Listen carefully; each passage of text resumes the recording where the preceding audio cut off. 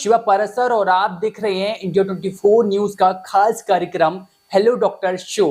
और आज की शो में हमारे साथ बरेली का एक ऐसा चेहरा, एक ऐसा जाना माना नाम जुड़ा हुआ है जो कि लगातार अपनी मरीजों बरेली में लगातार अपने मरीजों को सेवाएं देते आ रहे हैं।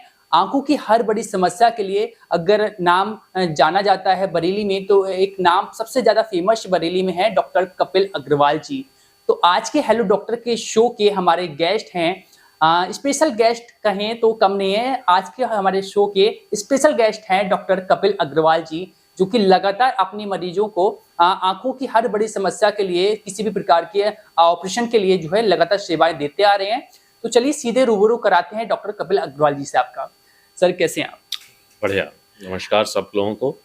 और आज हम कुछ शिवा जी के साथ कुछ अपने एक्सपीरियंस शेयर करेंगे। हो सकता है आप लोगों को भी अच्छे लगें और आप लोगों को अपने उसके लिए कुछ मोटिवेशन मिले, कुछ फ़ायदा मिले, कुछ आप लोगों को भी अच्छा लगे कि हाँ हमने कुछ अच्छी चीज़ बिल्कुल बिल्कुल बिल्कुल। जैसा कि हमने जो है हमारा एपिसोड इतने टाइम बाद आपके सामने आ रहा है, तमाम जो है बरेली के डॉक्टर्स का जो है रूबरू कराया, उनका एक्सपीरियंस जो है। नीट के जो बच्चे वो लगातार मैसेज करते हैं, कमेंट्स करते हैं कि डॉक्टर्स के पास जाइए। आप तमाम डॉक्टर्स के जो है इंटरव्यू लिए हैं, आपने कार्डियोलॉजिस्ट हो गए, तमाम लिए हैं, लेकिन अभी तक जो है एक जो है जो नेत्रों से संबंधित डॉक्टर का इंटरव्यू नहीं आया है। तो आपको बता दें सभी बच्चों, जो है आज हमारे साथ वो शख्सियत मौजूद है जो बरेली में आंखों के लिए जो है नंबर 1 पोजीशन पर डॉक्टर्स का नाम की लिस्ट में आते हैं, डॉक्टर कपिल अग्रवाल जी। चलिए सर, सबसे पहले शुरुआत, पहला सवाल हमारा यही होगा कि बचपन आपका जो किस तरह से बीता था, क्या जो है बचपन का समय रहा था, किस तरह से इंस्पिरेशन मिली थी एज ए डॉक्टर के लेकर, क्या किस बताइए बचपन के बारे में बताइए। मैं मेरे फादर सर्विस में थे तो ट्रांसफ़र होते रहते थे, तो मैंने उत्तर प्रदेश के कई शहरों में अपने बचपन की जो फर्स्ट क्लास से लेके और 12th क्लास तक की जो पढ़ाई है जी। वो मैंने यूपी के कई सारे स्कूलों में पढ़ी है। और चूँकि कई स्कूलों में जाना पड़ता था, इसलिए ऐसा नहीं था कि किसी एक स्कूल में हो, तो उसकी वजह से मैंने अपनी पढ़ाई जो है अधिकतर यूपी बोर्ड, जो अपने हिंदी मीडियम के स्कूल होते हैं, उनसे मैंने पढ़ाई करी। और हमारे ज़माने में ये बात कहा जाता था कि यूपी बोर्ड की पढ़ाई जो है वो हर बोर्ड से कठिन है। और जो लोग सीपीएमटी में सेलेक्ट होते थे, उस टाइम पे सीपीएमटी होता था, जी। तो वो सीपीएमटी में सिलेक्शन भी यूपी बोर्ड वालों का ज़्यादा होता था क्योंकि उनका कोर्स ज़्यादा होता था। सीबीएसई वाले जो स्कूल्स होते थे उनके जो सिलेबस था वो थोड़ा कम हुआ करता था, तो लोग ये कहा करते थे कि सीपीएमटी में सिलेक्शन के लिए यूपी बोर्ड ज़्यादा अच्छा है। तो मैंने भी सभी स्कूलों में यूपी बोर्ड के स्कूलों से मैंने परीक्षा पास करी है। मैं शुरू से थोड़ा सा अच्छा था पढ़ाई में, कहा करते थे क्योंकि आता रहता था। तो मेरा जो सिलेक्शन है वो यूपी बोर्ड में, जब मैंने अपना 12th का एग्ज़ाम दिया था, तब मैं इतना बड़ा भी नहीं था कि मैं यूपी इसका सीपीएमटी का एग्ज़ाम दे पाऊँ। मेरी एज 16 साल की थी जिस टाइम मैंने इंटर का एग्ज़ाम दिया था, और 17 साल मिनिमम एज चाहिए होती थी सीपीएमटी के लिए। तो मैंने 1 साल जो है अपना 12th के बाद मैंने 1 साल कोचिंग करी थी सीपीएमटी के लिए, और उसके बाद मैंने जो अपना पहला सीपीएमटी का एग्ज़ाम दिया था, मैं उसी में सेलेक्ट हो गया था तो मेडिकल के लिए। क्या मतलब बचपन से एक तमन्ना थी या एक इच्छा थी, जागरूकता थी कि हाँ मुझे डॉक्टर बनना है? किस तरह से मन में विचार आया? ये विचार काफ़ी था क्योंकि मेरे परिवार में काफ़ी लोग डॉक्टर हैं, मतलब मेरे मामा जी वगैरह काफ़ी लोग डॉक्टर हैं, इसलिए उनको मैं देखता रहता था। मेरे फादर इंजीनियर थे, तो उन्होंने भी बहुत अच्छी इंजीनियरिंग की पढ़ाई करी थी। तो मेरे घर में पढ़ाई का वैसे शुरू से ही थोड़ा-सा माहौल था कि भाई पढ़ के ही कुछ करना है। बिज़नेस था नहीं, तो इसलिए पढ़ाई करके ही कुछ करना था, तो पढ़ना ही था। तो पढ़ने के लिए फिर करना है तो उस टाइम पे 2 ही चीज़ें थी, या तो आप इंजीनियर बन जाइए या डॉक्टर बन जाइए।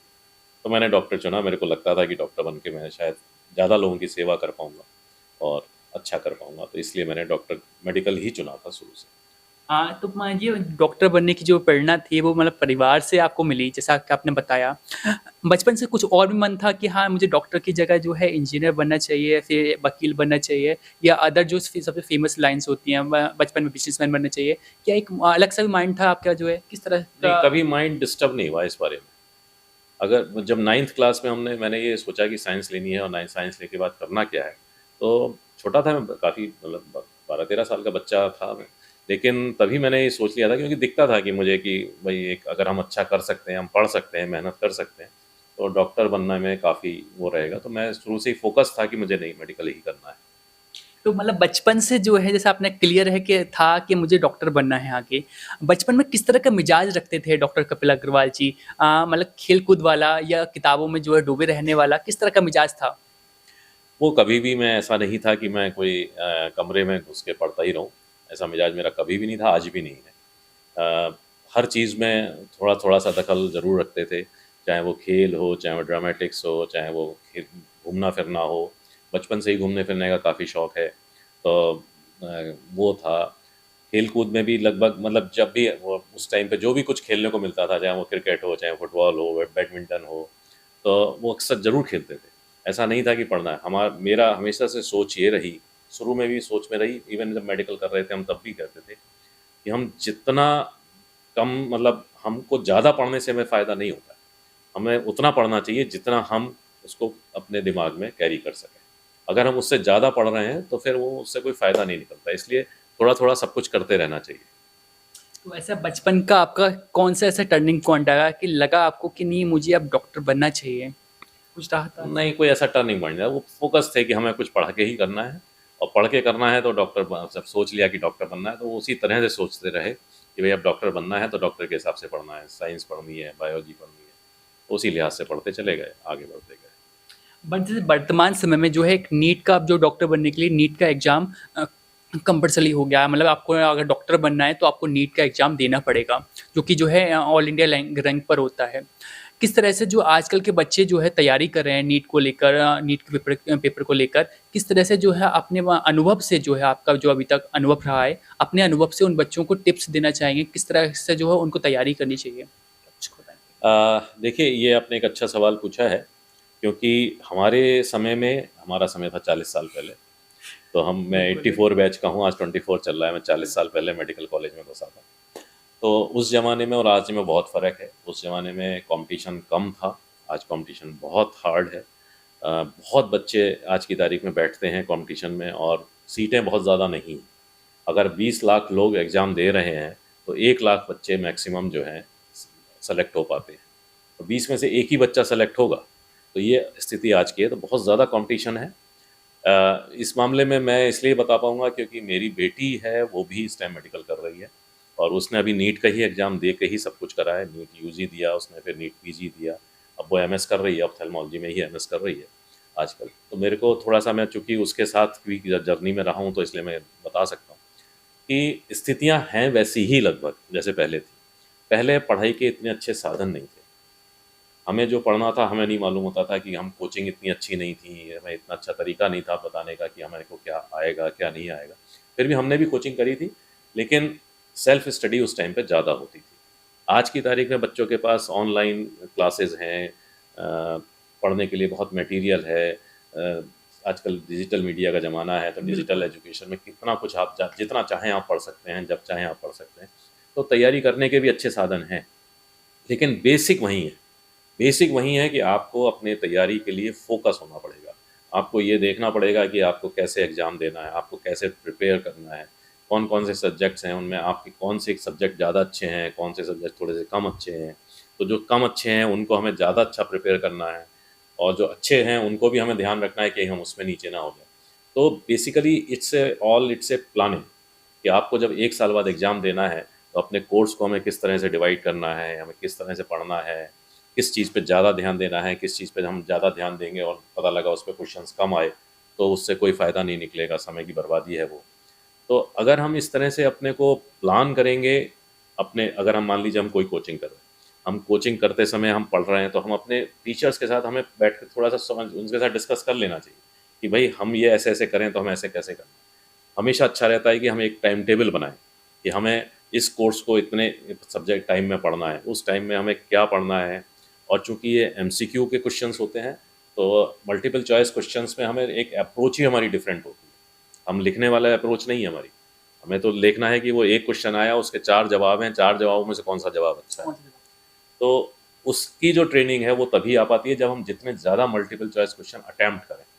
तो वो एक बहुत बड़ा पॉइंट है कि हमें जो है एमसीक्यूज़ करते रहने चाहिए और अपने को जज करते रहना चाहिए कि अब हम कितना इम्प्रूव कर रहे हैं।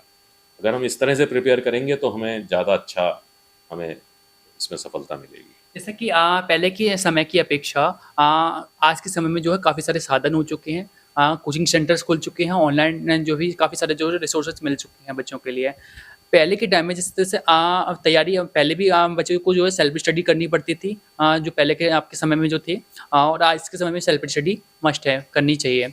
किस तरह से आप अपने माइंड को जो है उस पीरियड में जब डॉक्टर की तैयारी कर रहे थे, प्रिपरेशन करते थे आप, किस तरह से अपने माइंड को जो है दिमाग को किस तरह से डाइवर्ट होने से बचाते थे, मतलब अलग-अलग एंटरटेनमेंट्स में, या किस तरह से मतलब जो है लगातार अपनी प्रिपरेशन को कवर करते थे? क्या कुछ बताना चाहेंगे सर? हाँ, ये बात बिल्कुल सही है कि जब हम करते थे तब हमारे पास डिस्ट्रैक्शन नहीं थे। मतलब हमारे पास बिकॉज़ मोबाइल नहीं आज के था। समय में काफ़ी सारे डिस्ट्रैक्शन हमारे बढ़ पास चुके हैं। मोबाइल नहीं था, हमारे पास सैटेलाइट चैनल्स नहीं थे, हमारे पास नेटफ्लिक्स नहीं हुआ करता था। हम लोगों के लिए बस सिर्फ़ एक टीवी होता था, जो टीवी पे अब दूरदर्शन देखते रहिए बस। दूरदर्शन पे ज़्यादा कुछ नहीं होता था, लेकिन हम लोग जो है आउटडोर ज़्यादा होते थे।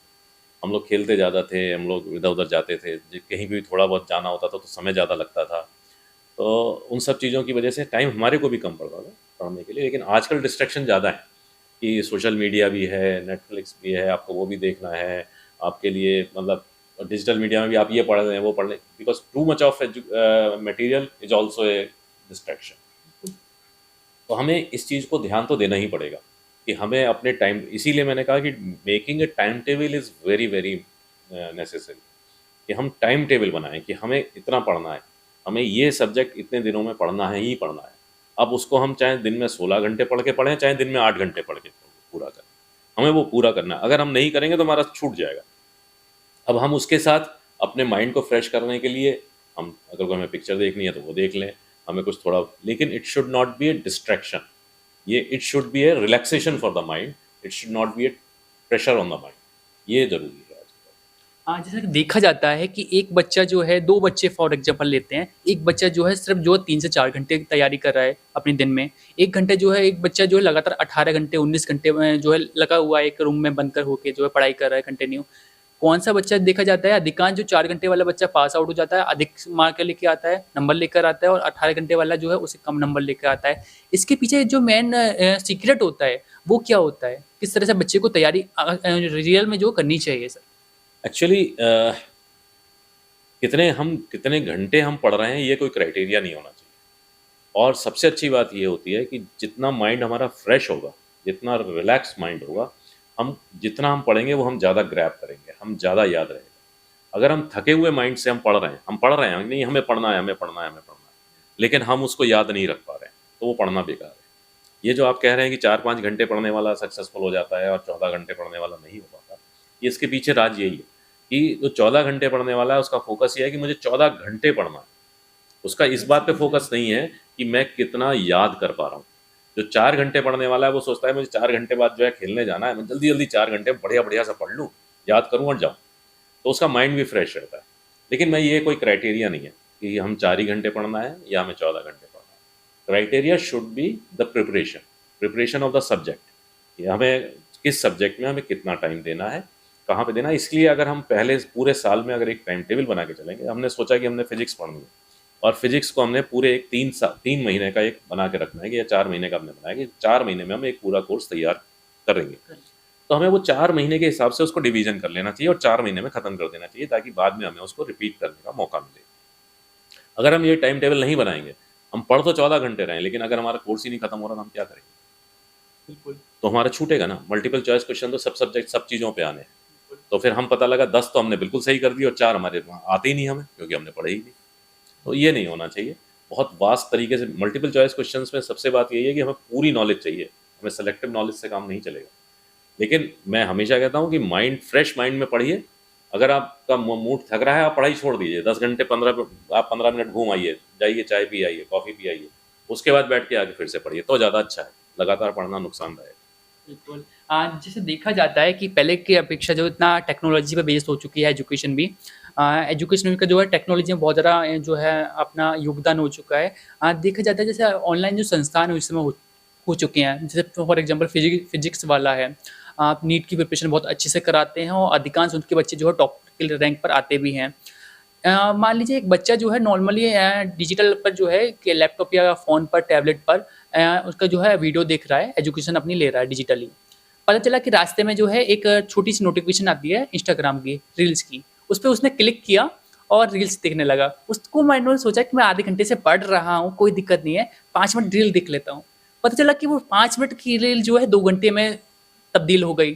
तो उस जो है डिस्ट्रैक्शन से जो है किस तरह से बच्चों को अपने आप को बचाना चाहिए। देखिए, अपने को थोड़ा सा सोशल मीडिया से तो दूर करना ही पड़ेगा, क्योंकि सोशल मीडिया बड़ा एडिक्टिव है। जैसे आपने अभी कहा कि रील के लिए हमने सोचा चलो आधे सेकंड 1 मिनट की तो रील होती है, देख लें, लेकिन वो 1 मिनट की रील नहीं होती है। वो एक के बाद एक के बाद एक के बाद जब चलती जाती है तो वो एंडलेस है। वो 2 घंटे में भी नहीं खत्म होंगी, वो 2 दिन में भी नहीं खत्म होंगी। तो और उसमें मिलता क्या है? हमें मिलता तो कुछ भी नहीं है। हम तो दूसरे को, दूसरा क्या कर रहा है हम ये देख रहे हैं, हम तो ये सोचते नहीं हम क्या कर रहे हैं। बिल्कुल। तो इसलिए ये जो सोशल मीडिया का डिस्ट्रैक्शन है, इससे तो अपने को दूर करना ही पड़ेगा, हर हालत में करना पड़ेगा। और जब आप प्रिपरेशन कर रहे हैं और अपने लाइफ के लिए कुछ करने की कोशिश कर रहे हैं, तो मान लीजिए अगर आपने साल भर आपने सोशल मीडिया पे नहीं रहे, आपने फेसबुक नहीं देखी, आपने इंस्टाग्राम पे नहीं गए, आपने अपने फोटोग्राफ्स अपलोड नहीं किए, तो क्या नुकसान हो गया? जब आप सक्सेसफुल होंगे और जब लोड करेंगे तो उनका ज़्यादा इफेक्ट होगा आपका, नहीं तो अदरवाइज कोई आपको देखेगा भी नहीं। बिल्कुल, बिल्कुल, बिल्कुल। तो जिस तरह से एक नॉर्मली जो दे लेते हैं, एक 12th पास मेरे बच्चे ने किया बायोग्राफी से, मैं बायोलॉजी से, उसका मन है कि मुझे जो है एमबीबीएस की तैयारी अब करनी है और उसके लिए मुझे नीट की प्रिपरेशन करनी होगी। किस तरह से उस बच्चे को जो है 12th के पास आउट बच्चे के लिए जो है अपने आप को जो एक शेड्यूल में डालना चाहिए और किस तरह से उसको एक तैयारी अपनी करनी चाहिए? क्या छोटी-सी बात में बताना चाहिए? नहीं, बिल्कुल ठीक बात है। हमें अपने को ये ज़रूर देखना चाहिए कि हम किस सब्जेक्ट में, 4 सब्जेक्ट में एग्ज़ाम होता है। अब 4 सब्जेक्ट में physics, chemistry, zoology and botany. तो अगर हमें 4 सब्जेक्ट में एग्ज़ाम देना है, तो हम चारों सब्जेक्ट में अच्छे नहीं हो सकते। या तो हम फिज़िक्स हमारी बहुत अच्छी होगी, तो हमारी बायोलॉजी कम होगी, ज़ूलॉजी अच्छी नहीं होगी, या हमारी केमिस्ट्री अच्छी नहीं होगी। लेकिन जब एग्ज़ाम है, तो एग्ज़ाम में चारों सब्जेक्ट का बराबर-बराबर हिस्सा है। ऐसा नहीं है कि वो किसी का ज़्यादा है और किसी का कम है। तो हमें तो ये अपने को देखना पड़ेगा कि हमारे चारों सब्जेक्ट मजबूत रहें। अब मान लीजिए जैसे मेरे साथ था, मेरी फिज़िक्स बहुत मजबूत, तो मैं फिज़िक्स को उतना ध्यान नहीं देता था। मुझे मालूम था फिज़िक्स तो मैं कर ही लूँगा। मुझे लगता था कि मुझे केमिस्ट्री पे थोड़ा-सा ज़्यादा ध्यान देना चाहिए, तो जब मैंने पढ़ाई शुरू करी, जब मैंने कोचिंग ली, मैं केमिस्ट्री पे थोड़ा-सा शुरू में थोड़ा-सा ज़्यादा ध्यान देता था कि ये मेरी केमिस्ट्री जो है वो हो जाए। तो आपको अपनी जो स्ट्रेंथ है, वो स्ट्रेंथ को आपको मालूम होना चाहिए, आपको अपनी वीकनेसेस मालूम होनी चाहिए कि कहाँ पर है। अगर आप अपनी वीकनेसेस को कवर अप नहीं करेंगे और स्ट्रेंथ को बढ़ाते चले जाएँगे, तो एक चीज़ में तो मजबूत हो गए और एक चीज़ में कमज़ोर हो गए, वो गलत हो जाएगा। तो आपको दोनों चीज़ों पे ध्यान देना है। स्ट्रेंथ है उसको भी बना के रखना है, लेकिन वीकनेस को भी स्ट्रेंथ बनाना है, अगर आपको सक्सेसफुल होना है। आपको जो है नंबर जो है सारे सब्जेक्ट में लाने हैं। आज की तारीख में एक नंबर पे 50-50 स्टूडेंट होते हैं मेरिट में। तो आप कहाँ से लड़ाई लड़ पाएँगे अगर आपकी एक जगह कहीं वीक होगी। तो आपको ये बात अपने को ध्यान देना पड़ेगा कि आपकी कौन-सी चीज़ वीक है और कौन-सी चीज़ स्ट्रॉन्ग है। वीक को स्ट्रॉन्ग बनाना बहुत ज़रूरी है। बिल्कुल। जैसे फॉर एग्ज़ाम्पल एक किसान का बेटा अगर उसने सोचा है कि मुझे डॉक्टर बनना है, उसके परिवार के पिता भी जो कड़ी मेहनत अपने खेतों में कर रहे हैं कि बच्चे को मुझे डॉक्टर बनाना ही बनाना है। बच्चा भी जो है सीरियस होके डॉक्टर की पढ़ाई करने के लिए आगे निकल गया। वर्तमान समय में जैसे तमाम जो संस्थान हैं नीट की प्रिपरेशन के लिए जो है लाखों रुपए चार्ज करते हैं एक पूरे जो कोर्सेज़ का कि इतना 1 लाख रुपए, 1.5 लाख रुपए। पेरेंट्स ने जो है कैसे ही मैनेज करके उसको दे भी दिए संस्थान के लिए और बच्चा पढ़ने के लिए चला गया। पहला अटेम्प्ट उसका बाई चांस मिस हो जाता है, कुछ नंबर से रह जाता है, बच्चा दूसरी साल तैयारी करता है, नहीं हो पाता है, तीसरी साल तैयारी करता है, नहीं हो पाता है। 2 मिनिमम जो अटेम्प्ट होते हैं, मान लीजिए बच्चे को लग रहा है कि मेरा जो है ये तीसरा अटेम्प्ट हो चुका है, अगर मैं इस बार भी मैं पास आउट नहीं हुआ, तो मेरी फैमिली क्या सोचेगी? मैं आगे बढ़ भी पाऊँगा, नहीं बढ़ पाऊँगा? इस तरह के मन में जो है बच्चे के गलत ख़्याल आ जाते हैं और इसका नतीजा ऐसा निकलता है कि बच्चे को जो है अपनी आत्महत्या करनी पड़ जाती है। ऐसी कई जो है ऐसी घटनाएँ सामने आती थी और हैं और आती शायद भविष्य में भी रहेंगी। इनको घटनाओं को किस तरह से रोका जाए और बच्चे को अपने आप को किस तरह से मोटिवेट करके जो है समझाना चाहिए कि अगर मेरे से ये पेपर नहीं निकल पा रहा है तो मुझे आगे क्या भविष्य में लेकर चलना चाहिए? किस तरह की जो घटनाओं को रोका जा सकता है? बच्चे को किस तरह से मोटिवेट करना चाहिए? ये आज की तारीख में एक बहुत इम्पोर्टेंट सब्जेक्ट है इस बात के लिए, क्योंकि बच्चे जो हैं बहुत प्रेशर में आ जाते हैं। इस बात के प्रेशर में कि वो बच्चा अच्छा कर रहा है, वो उस बच्चे के अच्छे नंबर आ रहे हैं, मैं मेहनत कर रहा हूँ लेकिन मेरे अच्छे नंबर नहीं आ रहे हैं, और अगर मेरे अच्छे नंबर नहीं आएँगे तो मैं एग्ज़ाम में पास नहीं हो पाऊँगा, और एग्ज़ाम में पास नहीं हो पाऊँगा तो सब लोग ये कहेंगे, अरे तुमने तो इतनी मेहनत भी करी, इतना सब कुछ करा, तुम तो पास नहीं हुए, तुम्हारे को क्या फ़ायदा है करने का, तुम तो बेवकूफ़ हो, तुम तो पढ़ने लिखने लायक नहीं हो, तुम गलत लाइन में जा रहे हो। तो इसका जो एक प्रेशर होता है वो बहुत बड़ा प्रेशर होता है। हमें ये बात सोच के चलना चाहिए कि जैसे आज की तारीख में 20 लाख बच्चा अगर एग्जाम में बैठ रहा है तो मिलेगी तो सीट 1 ही लाख लोगों बच्चों को, बाकी के 19 लाख लोगों बच्चों को नहीं मिलेगी। ये बात हमें माइंड में रखनी चाहिए। अगर हम ये सोच के चलेंगे कि नहीं, हम हमारे जैसे, अगर हम मान लीजिए हमने एग्जाम दिया और हम 1 साल में सेलेक्ट नहीं हुए, तो हमें ये मान के चलना चाहिए हम 19 लाख में हैं, अभी 19 लाख हैं हमारे जैसे, तो 1 लाख अगर मान लीजिए सेलेक्ट भी हो गए तो हमें 19 लाख। अब हमने मान लीजिए 1 साल हमने तैयारी करी और 1 साल करने के बाद हम सेलेक्ट नहीं हुए। अब हमें ये सोचना चाहिए बैठ के कि अब हम सेलेक्ट क्यों नहीं हुए, हमारी क्या कमी रह गई, हम पढ़ नहीं पाए, हम ध्यान नहीं दे पाए, या हम किसी सब्जेक्ट को तैयार नहीं कर पाए। अगर हम अब अगले साल जब हम तैयारी कर रहे हैं तो हम सिर्फ उसी को ध्यान में रखें, उस चीज़ को ध्यान में रखें कि भाई हम हमारी क्या कमियां थी, हम उसको दूर करें, तो हमारे सिलेक्शन के जो हैं ज़्यादा अच्छे वो हैं। लेकिन हमें फिर भी ये बात समझना चाहिए कि अगली बार भी जब हम एग्जाम देंगे तो फिर वही 20 लाख बच्चे देंगे और उसमें से 1 ही लाख सेलेक्ट, होना है। फिर 19 लाख बच जाएंगे। तो मेडिकल, अगर हमने ये आज सोचा कि भैया आज हम मेडिकल में जाना है और हम मेडिकल का एग्ज़ाम देना है, हमें नीट का एग्ज़ाम देना है, हमने तैयारी करी, हमने सब कुछ करा और हम सेलेक्ट नहीं हुए, तो हमें ये नहीं सोचना चाहिए कि ये एंड रोड है, कि हम अब इसके आगे कुछ नहीं कर सकते। हमारे पास इसके आगे भी बहुत सारे काम हैं, हम बहुत सारी चीज़ें कर सकते हैं और सारे लोग करते हैं। आपने कहा कि सुसाइड कर लेते हैं बच्चे या प्रेशर में आ जाते हैं, ऐसे बच्चे कितने होते हैं साल में? 2, 4, 6, चलिए हम कह रहे हैं 10 भी होंगे, तो 19 लाख में 10 बच्चे, कोई कोई वो नहीं है। लेकिन ये 10 ही क्यों होते हैं? 10 इसलिए होते हैं क्योंकि वो लोग ज़्यादा प्रेशर ले लेते हैं, उनको ज़्यादा प्रेशर, उनको समझाने वाले लोग नहीं होते, या वो अपनी बात किसी को बोलते नहीं, अपने अंदर ही अंदर ठुकते रहे, बोलते रहते हैं। देखिए, भगवान ने दिमाग सबको एक जैसा नहीं दिया है, और अगर आप सही बात बताऊं तो जिनके पास ज़्यादा दिमाग है ना, उससे कम दिमाग वाले ज़्यादा सक्सेसफुल हैं, ज़्यादा दिमाग वाले कम सक्सेसफुल हैं। अगर आप आज की तारीख में, एक बड़ा बिल्कुल। बड़ा एग्जाम्पल है कि जुकरबर्ग हैं फेसबुक के, है ना, आपके जो एलन मस्क हैं आपके एक्स के, बाकी जो ये लोग हैं, ये लोग सब जो हैं कोई पढ़ने लिखने वाले लोग नहीं है। फिजिक्स वाला के जो अलग पांडे जी हैं, वो हाँ, भी 12 पास वो आउट ही भी हैं। हाँ, वो लोग पढ़े लिखे ज़्यादा नहीं है और वो हम लोगों से ज़्यादा सक्सेसफुल है। बिल्कुल। फेसबुक में जुकरबर्ग ने कॉलेज को बीच में से छोड़ दिया था, उसको निकाल दिया गया था कॉलेज से कि भैया तुम पढ़ते लिखते नहीं हो, तुम कॉलेज से निकल जाओ। उसने कहा ठीक है, कॉलेज से निकल गया, उसने फेसबुक बना दिया, आज की तारीख में सबसे सक्सेसफुल आदमी। तो this is not the end road कि हम जो है अगर सेलेक्ट नहीं हुए तो हम आगे कुछ नहीं कर पाएंगे। हमारे लिए बहुत सारे और वेन्यूज़ हैं, आप अपना देखिए, फिर से देखिए कि कोई और वेन्यू लीजिए।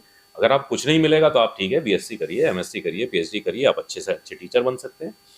आप जो कोचिंग देखते हैं, जिन कोचिंग के बारे में, जैसे आपने फिजिक्स वाला के बारे में बात करी, आप एलन कोचिंग करते हैं, आप जो है आकाश कोचिंग करते हैं, आप बाइजूस करते हैं, आप इनके जो करते हैं, जो पढ़ाते हैं, आप उन टीचर्स का देखिए क्या करते हैं वो लोग सेलेक्ट नहीं हुए थे, तभी वो आज टीचर बने हैं। ये रियल है सर। हाँ, तभी वो टीचर बने हैं। तो हो सकता है आपके लिए भी इससे कोई अच्छी चीज़ हो, इसकी वजह से आपका सिलेक्शन ना हो।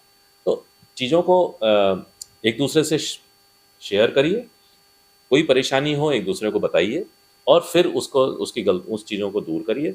माइंड पे इस बात को लेने से कोई फ़ायदा नहीं है कि यार हमारा मेडिकल में सिलेक्शन नहीं हुआ, हम डॉक्टर नहीं बन पाए तो हम ज़िंदगी में बेकार हुए, ऐसा नहीं होता।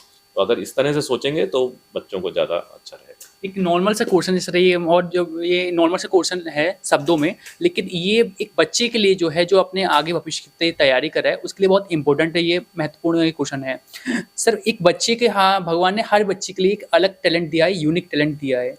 हर बच्चे को अपने अंदर का टैलेंट किस तरह से जो है पहचानना चाहिए, ताकि वो अपने यूनिक टैलेंट के साथ जो है आगे बढ़ सके। फॉर एग्जांपल कपिल शर्मा थे, उनके पास हंसाने का टैलेंट है, लेकिन अगर वो कंटिन्यू उस पर मेहनत करते रहे तो आज ये जो है पूरी दुनिया को हंसाते हैं, तमाम नेशनल जो है और इंटरनेशनल शो करते हैं। किस तरह से एक बच्चे को अपने अंदर का जो है टैलेंट पहचानना चाहिए सर, क्या आपने अनुभव से बताना चाहेंगे सर? देखिए, इसमें ऐसा होता है कि टैलेंट, मुझे ऐसा लगता है कि हर बंदे में, हर बच्चे में टैलेंट ज़रूर होगा।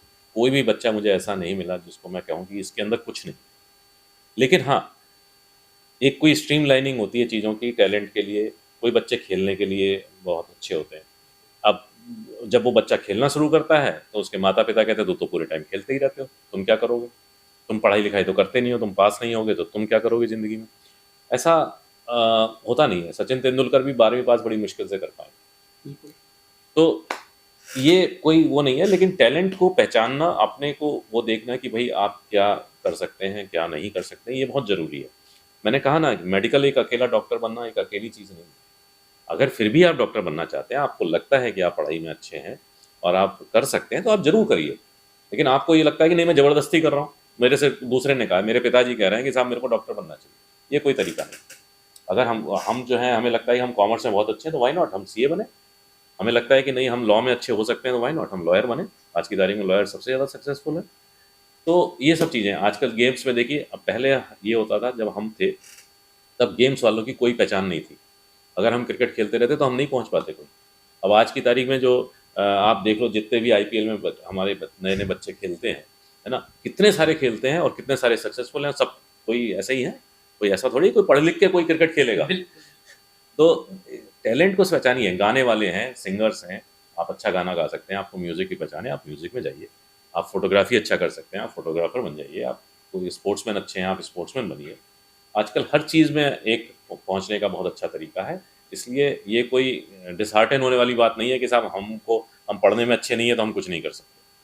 आप बिल्कुल अपना टैलेंट पहचानिए और उसको बनिए। और मैं तो इस काम के लिए माता पिता को ज़रूर बोलना चाहूँगा, जो माता पिता हैं वो ज़रूर देखें कि मेरा बच्चा किस चीज़ में अच्छा है। उसके ऊपर ज़बरदस्ती ना थोपें कोई चीज़, उसके ऊपर कोई ज़बरदस्ती। जैसे मेरा बेटा है, उसको मेडिकल पसंद नहीं था, उसको बायोलॉजी पसंद नहीं है, उसने इंजीनियर बन गया। तो मैंने कहा ठीक है तुम इंजीनियर बनो। बेटी को पसंद था, बेटी डॉक्टर बन गई। तो ये कोई वो ज़रूरी नहीं है कि आपको कोई एक चीज़ पकड़ के ही चलनी है। जो अपने अंदर का टैलेंट है उसको ज़्यादा देखना चाहिए, उसको पहचानिए और उसी पर चलेंगे तो ज़्यादा अच्छा करेंगे अपनी लाइफ में।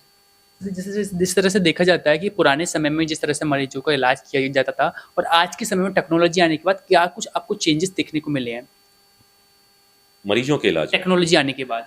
टेक्नोलॉजी ने तो देखिए हर चीज़ से फ़ायदा हो गया। अब हम ही टेक्नोलॉजी में, हम इवन मेडिकल कॉलेज से जब पढ़ के निकले थे, 93 में मैं निकला था कॉलेज से एमएस करके, तब तक कोई टेक्नोलॉजी कुछ ज़्यादा नहीं थी। तब तक मोबाइल भी नहीं था, कंप्यूटर भी नहीं था। जब मोबाइल कंप्यूटर नहीं था, आप जो आजकल के बच्चे वो तो सोच भी नहीं सकते कि इसके बिना ज़िंदगी है। हम तो पढ़े हैं, एमएस भी हमने वहीं से किया। हमने जब हम एग्ज़ाम करते थे तब भी हम जो है उस ज़माने में कुछ नहीं था। सब अपने हाथों से देखा, अपने आँखों से देखा और उससे सीखा। आज की तारीख में सीखना है, आपने यूट्यूब खोला और आप बैठ के सीखने लग गए। आज आपको अगर घर में पूड़ी भी बनानी है, रोटी भी बनानी है तो आप यूट्यूब खोल के देख सकते हैं, बना सकते हैं, है ना। हमारे ज़माने में सब कुछ नहीं था। लेकिन इसलिए टेक्नोलॉजी का बहुत एडवांसमेंट का बहुत अच्छा फ़ायदा है कि आज आपके पास बहुत सारे तरीके हैं आपको चीज़ें सीखने के लिए, वो करने के लिए। और इसी वजह से क्योंकि एडवांसमेंट हो रहा है, इसलिए मरीजों के लिए भी बहुत फ़ायदा हो गया। क्योंकि जो चीज़ें हम पहले बार-बार में करते थे, अब वो एक बार में करते हैं।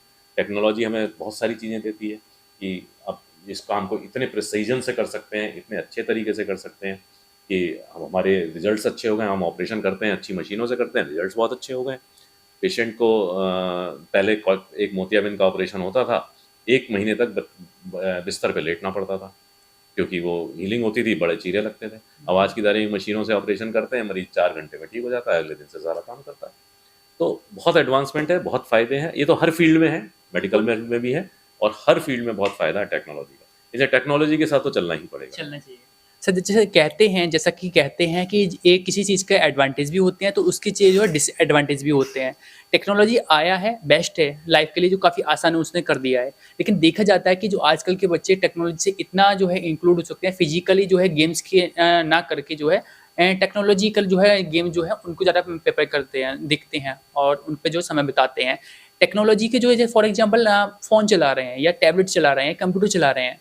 उन कंप्यूटर की जो रेटिना स्क्रीन्स होती हैं, उनसे कितने आईपीएस जो स्क्रीन्स होती हैं, उनकी स्क्रीन्स का किस तरह से छोटे बच्चों पर जो प्रभाव पड़ता है, लगभग जो है 3 से जो है 12-15 साल के बच्चों पर, किस तरह से उनकी जो आँखें लगातार वो यूज़ करते हैं फ़ोन्स वगैरह या टैबलेट वगैरह, किस तरह से उनकी आँखें जो है वो नुकसान पहुँचाया जा सकता है उनकी मतलब कंप्यूटर के द्वारा या स्क्रीन द्वारा? क्या कुछ इस विषय में बताना चाहेंगे सर आप? देखिए, ये बात बिल्कुल ठीक है।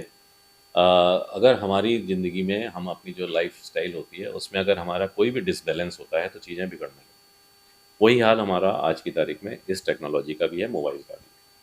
आज की तारीख में अगर आप देखें, हमारे पास मैं सुबह से शाम तक हमारे पास बच्चे आते रहते हैं और हर माँ-बाप का एक ही कंप्लेंट होती है कि साहब इससे मना कर दीजिए, ये मोबाइल ना देखें। क्योंकि साहब इसके मोबाइल की वजह से ऐसा हो रहा है, दिन भर मोबाइल चला रहा है। बच्चे हैं या बूढ़े हैं या बड़े हैं, आज की तारीख में मैं किसी को भी कंप्लेंट नहीं करता हूँ, सब लोग मोबाइल पे हैं। लेकिन मेरा हमेशा सजेशन ये है कि अगर किसी भी चीज़ की ज़्यादा हो रही है, अगर हम ज़्यादा खा रहे हैं तो भी नुकसान है, बिल्कुल।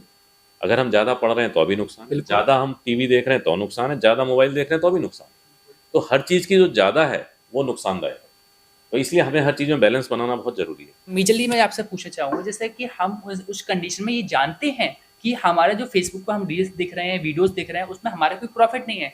ये जानते हुए भी हम कंटिन्यू उस पे जुड़े रहते हैं। हाँ, जो चीज़ें अच्छी लगती हैं वो करना लगता है। अब हम इस वजह से हमने स्पोर्ट्स छोड़ दिया, हम बाहर नहीं निकलते, हम हमारे पास टाइम नहीं है, हम 4 लोग बैठे हैं तब भी सब लोग चारों लोग अपने-अपने मोबाइल में बैठे हैं, आपस में बात ही नहीं करते। तो ये सब चीज़ें नुकसानदायक और ये सब लोग जानते हैं, ये मेरे लिए कोई नया बात नहीं है। जहाँ तक आँखों की बात है, आँखों का ज़्यादा इस्तेमाल, एक छोटे से रूम में रहना, मोबाइल पे लगे रहना, पास हमेशा लगा रहना, हमेशा आँखों पे एक स्ट्रेन देता है और स्ट्रेन देगा तो आँखें परेशान करेंगी। चश्मे के नंबर भी आजकल बच्चों के ज़्यादा आ रहे हैं, इसी वजह से आ रहे हैं। बच्चों की आँखें थक जाती हैं, आँखें लाल हो जाती हैं, बच्चों के चिड़चिड़ापन आ गया है बच्चों के अंदर, बच्चे किसी की बात नहीं मानते हैं। ये सब क्या है? ये सब उसी वजह से है कि हम एक जगह पे कंसंट्रेट हो रहे हैं, हम बाकी चीज़ों पे ध्यान नहीं दे रहे। तो ये बहुत ज़रूरी है कि हमें हर चीज़ में एक बैलेंस बना के रखना है। मोबाइल का इस्तेमाल करें ज़रूर, लेकिन जितना ज़रूरी है सिर्फ़ उतना ही करें।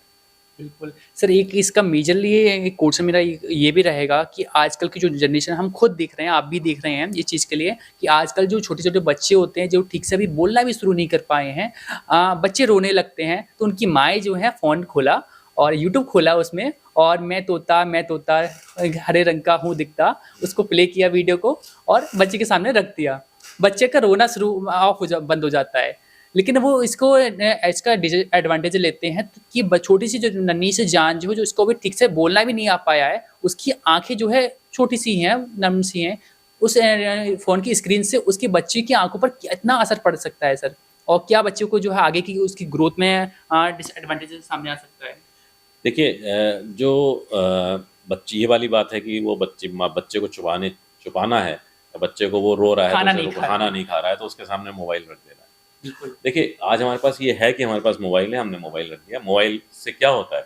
मोबाइल से बच्चे का दिमाग मोबाइल में चला गया और आपने उसको ज़बरदस्ती फ़ीड कर दिया। अब जब ज़बरदस्ती फ़ीड करेंगे तो ना तो उसको कोई टेस्ट आ रहा है, ना उसको कोई खाने में इंटरेस्ट है, वो ज़बरदस्ती कर रहा है वो काम। तो ये आदतें डालना अच्छी बात नहीं है।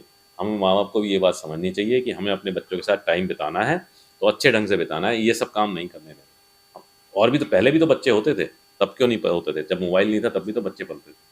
लेकिन आज की तारीख में मोबाइल है, मोबाइल में अब बच्चे अगर मोबाइल में शुरू से जुड़ जाएँगे, तो ना तो वो खेलेंगे, ना उनका फिज़िकल डेवलपमेंट होगा, ना उनका जो होगा बात चिड़चिड़े अलग हो जाएँगे, घर के अंदर हैं, किसी की सुनते नहीं है, किसी की बोलते नहीं है, ये खाते नहीं है। ये सब कंप्लेंट इसी वजह से शुरू हो गई है क्योंकि दिमाग तो मोबाइल में है।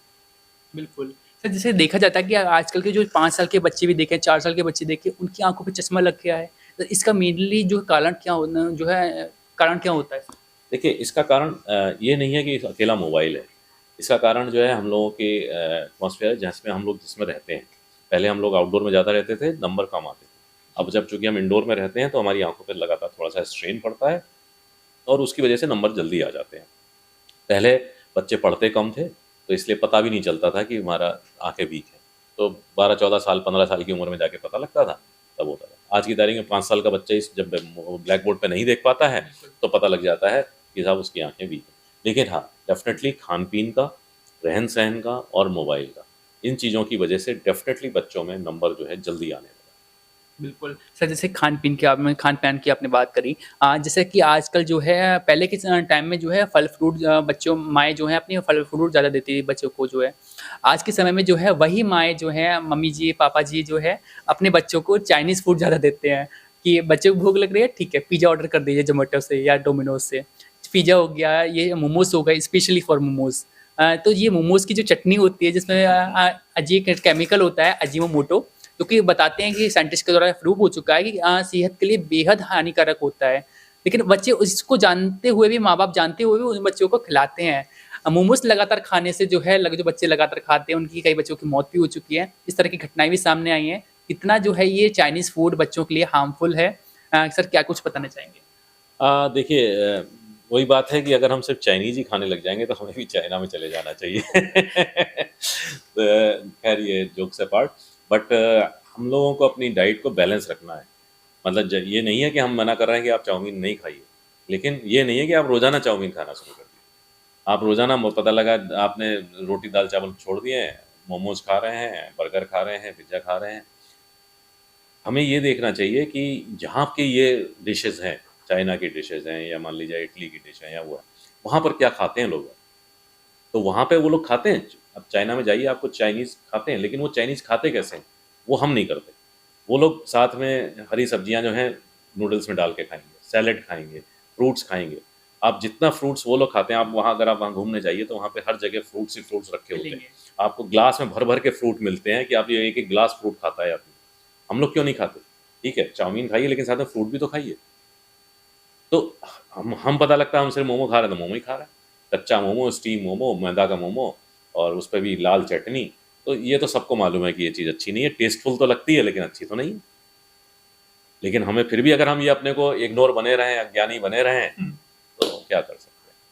बिल्कुल सर। अब जैसे फॉर एग्जांपल सर, अगर जैसे आप प्रोफेशन पे आते हैं, प्रोफेशनल लेवल पे, आज के टाइम में जो है पुराने समय की अपेक्षा जो है किस तरह से जो है जो लोग आते हैं एज अपने लेंस के लिए, मोतियाबिंद उनका कम हो चुका है या डाउन हो चुका है, उनके आंखों में जो लेंस डलना है सर, किस तरह से जो इसका प्रोसेस होता है और कितने रेंज से जो है स्टार्टिंग होती है, और जो नॉर्मल व्यक्ति है वो किस तरह से इसको जो डलवा सकता है सर, इसके बारे में थोड़ा सा बताना चाहेंगे। देखिए, अगर आप मोतियाबिंद के बारे में जानना चाहते हैं, तो मोतियाबिंद एक बड़ी आम सी बीमारी है, जो कि उम्र की वजह से लगभग हर बंदे को होती है, हर व्यक्ति को होगी, महिला हो, पुरुष हो। 60 साल की उम्र के बाद मोतियाबिंद होना एक बहुत आम है। जैसे आपके बाल सफ़ेद होते हैं, वैसे ही आँख के अंदर का जो लेंस होता है, वो सफ़ेद हो जाता है। उसी को मोतियाबिंद बोलते हैं। मोतियाबिंद का इलाज हमेशा से ही सिर्फ़ ऑपरेशन रहा है, कोई दवाई ऐसी नहीं है जो मोतियाबिंद को कम कर सके।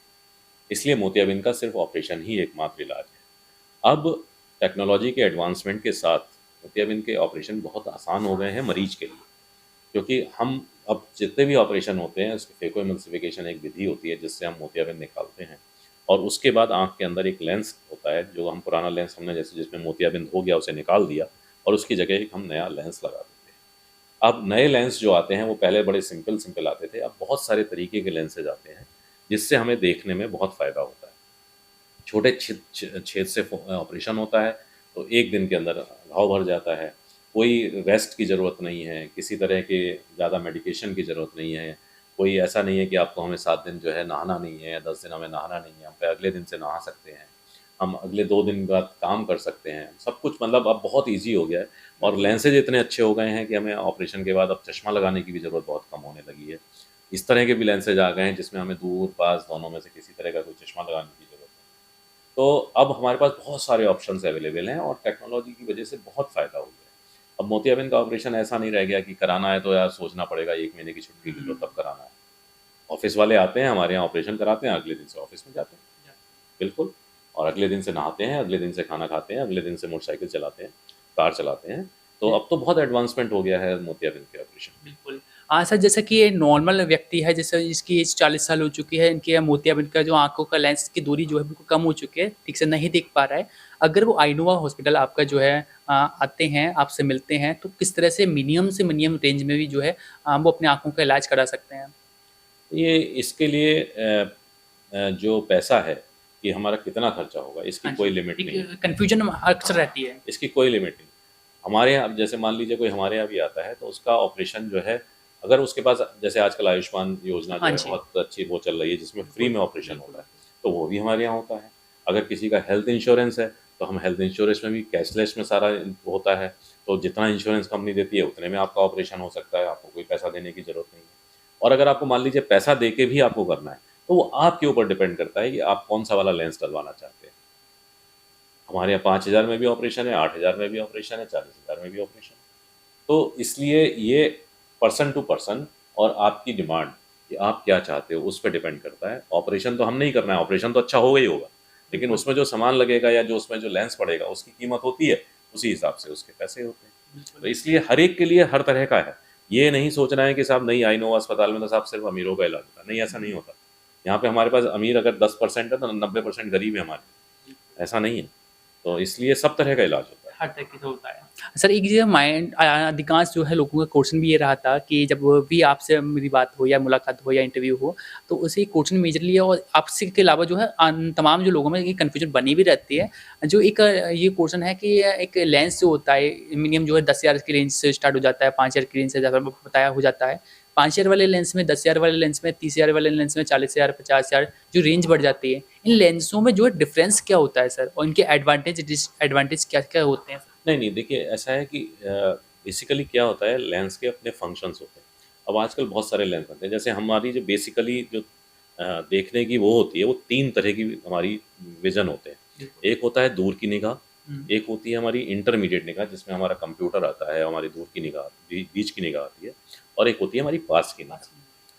तो जो एक नॉर्मल लेंस होता है उससे दूर का हमें ऑपरेशन के बाद दूर का तो साफ दिखता है, लेकिन कंप्यूटर का देखने के लिए और पास का देखने के लिए हमें चश्मा लगाना पड़ता है। ऐसा नहीं है कि दिखेगा नहीं, लेकिन उसके लिए हमें चश्मे की ऊपर से ज़रूरत पड़ेगी। जैसे मैं भी चश्मा लगाया, मेरे साथ क्या है कि मेरा दूर का कोई नंबर नहीं है, लेकिन मैं पास के लिए मुझे देखने के लिए चश्मा लगाना है, तो मैं चश्मा लगाता हूँ पास का। अभी मेरा ऑपरेशन नहीं हुआ है। ऐसे ही अगर आप एक सिंपल लेंस लगवाएंगे तो ऐसे ही होगा, दूर का आपको साफ दिखेगा लेकिन पास के लिए चश्मा लगाना पड़ेगा।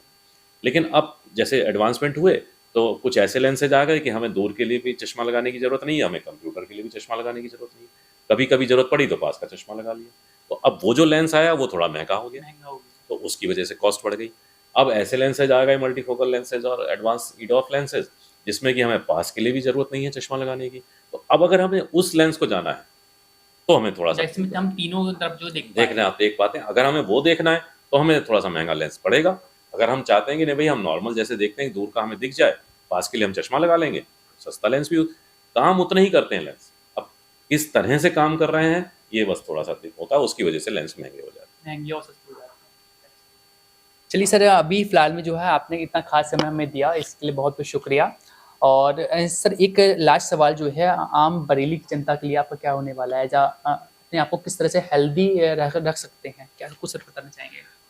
ये सवाल ऐसा है जिसका जवाब सबको मालूम है कि हमें हेल्दी कैसे रहना है। बेसिकली हेल्दी वर्ड जो होता है ये थोड़ा वो है, हमें अपनी लाइफ को बैलेंस्ड बना के चलना है कि हम हेल्दी हम तभी रहेंगे जब हम बैलेंस बना के चलेंगे। हम सोएंगे भी पूरा, हम खाएंगे भी पूरा, हम काम भी पूरा करेंगे, और हम जो है सबको समय भी देंगे, अपने लिए भी समय निकालेंगे, परिवार के लिए भी समय निकालेंगे और अपने काम के लिए भी समय। अगर हम ये सब करते रहेंगे तो हम हेल्दी रहेंगे। अगर इनमें से कोई भी चीज़ नहीं करेंगे तो हमारी हेल्थ गड़बड़ा जाएगी। ये बात बिल्कुल। बहुत बहुत धन्यवाद आपका सर। तो आज को आपको बता दें सभी दर्शकों को कि आज के हमारे हेलो डॉक्टर के शो के एपिसोड के मुख्य जो गेस्ट थे, सीनियर गेस्ट थे, स्पेशल गेस्ट कहें, डॉक्टर कपिल अग्रवाल जी, वो हमारे साथ मौजूद थे, जिन्होंने अपने अभी तक का जो है डॉक्टर के रूप में जो है अनुभव जो उनका है वो साझा किया दर्शकों के साथ भी, और जो इस वक्त तैयारी कर रहे हैं नीट की या आगे जो डॉक्टर बनने की तैयारी कर रहे हैं सभी बच्चे, उनके साथ भी। तो फिलहाल में जो है इस एपिसोड में फिलहाल में इतना ही। डे जो है आपसे फिर एक नए एपिसोड में एक नए गेस्ट के साथ मुलाकात करेंगे। तब तक के लिए देखते रहिए हेलो डॉक्टर शो, और इंडिया 24 न्यूज़ की तमाम खबरों से जुड़े रहने के लिए देखते रहिए इंडिया 24 न्यूज़। धन्यवाद।